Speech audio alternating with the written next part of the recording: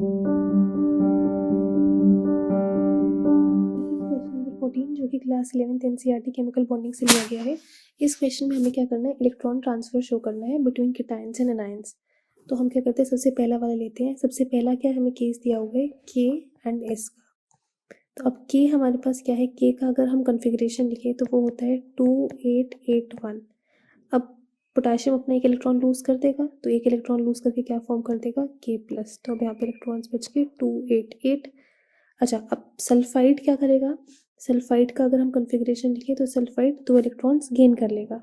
तो सल्फाइड का कन्फिग्रेशन होता है 286।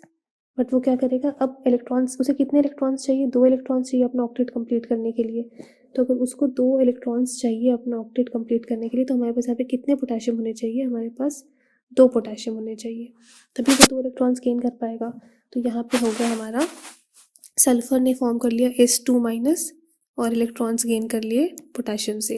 तो अब ये क्या बन जाएगा, इसका जो हमारा प्रोडक्ट बन जाएगा वो कैसे बन जाएगा, K+, 2K+, और यहाँ पे हम लिख सकते हैं S2-, या फिर इसी को हम और किस तरह से लिख सकते हैं, K2S। तो ये हो गया हमारा K2S का फॉर्मेशन। इसी तरह से हम नेक्स्ट वाला देख सकते हैं, और यहाँ पे हम इसके इलेक्ट्रॉन्स बना दें जो सल्फर ने गेन किए थे।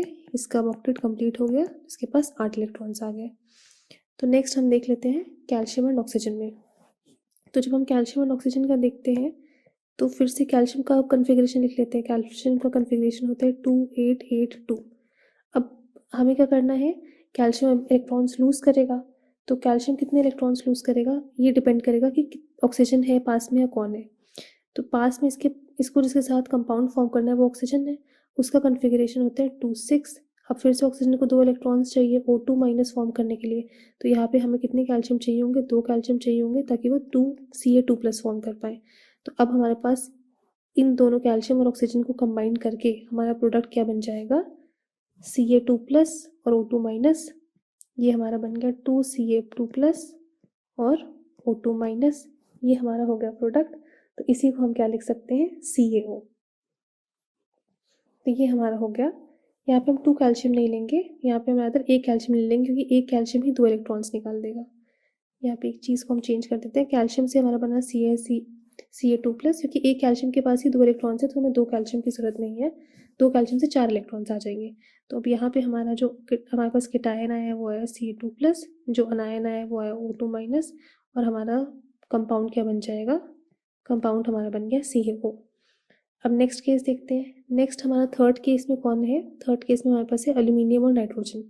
अब अगर हम एल्यूमिनियम का कन्फिग्रेशन देखें तो वो होता है 283, और अगर हम नाइट्रोजन का कन्फिग्रेशन देखें तो वो होता है 25। अब एल्यूमिनियम 3 इलेक्ट्रॉन्स लूज करेगा और नाइट्रोजन 3 इलेक्ट्रॉन्स गेन करेगा।